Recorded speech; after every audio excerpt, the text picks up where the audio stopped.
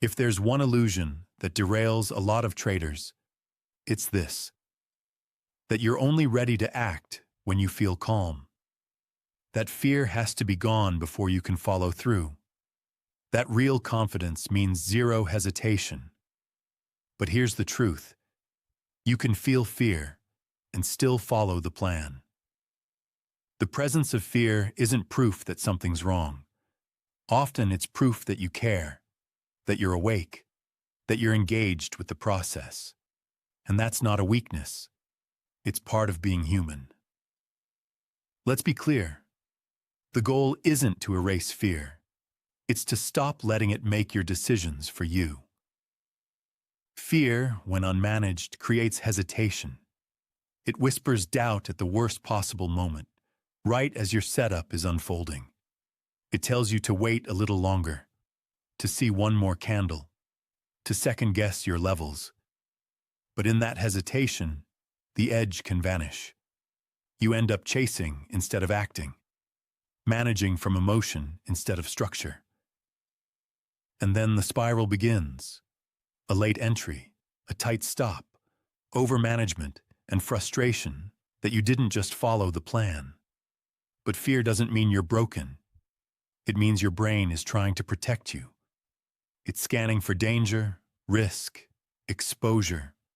And in trading, exposure is everywhere. But fear becomes destructive when it's left unexamined. When you believe that fear is always a signal to stop, instead of seeing it as a signal to focus. Because here's what high-level traders understand. Fear is information. It's a flare, not a stop sign. It says, pay attention.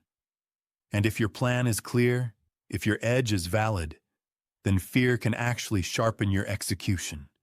It can make you more alert, more precise, but only if you've trained yourself to act anyway, to execute through discomfort, not by brute force, but by preparation, by knowing what you're going to do before that fear shows up.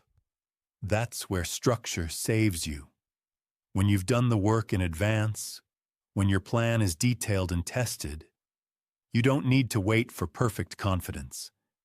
You just need enough trust in the process to act. You need to know where your stop is, what defines a valid setup, what signals to look for. And then, regardless of what your body feels, you follow it. You show up anyway. Think of it like this. An elite athlete doesn't stop mid-play because they're nervous. A firefighter doesn't freeze because their heart is pounding. A pilot doesn't abandon protocol because of turbulence. They feel the fear, but they've trained for it. They anchor themselves to the process. And so can you. The key is preparation. You don't need to suppress your emotions. You need to train around them. Start by rehearsing your plan outside of market hours. Walk through your setups. Define your invalidation levels. Journal how fear shows up for you. Is it in hesitation? In tight breathing? In overthinking? Become a student of your own reactions, and then practice responding to them with structure. Also, normalize the feeling. If your heart races before entry, that doesn't mean you're doing it wrong. It means you're alive in the moment.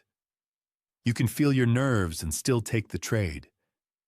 You can feel tight and still move your stop. You can feel uncertain and still follow through. Over time, your nervous system will adapt, but it won't happen by avoiding action. It happens by executing despite the discomfort. And when fear gets loud, return to your plan. Let it guide you. You don't need to be fearless. You just need to be consistent. You don't need to feel perfect. You just need to show up with integrity. And the more you do, the more confidence you'll build. Not because the fear is gone, but because you've proven to yourself that you can trade with it. So the next time fear shows up, welcome it. See it.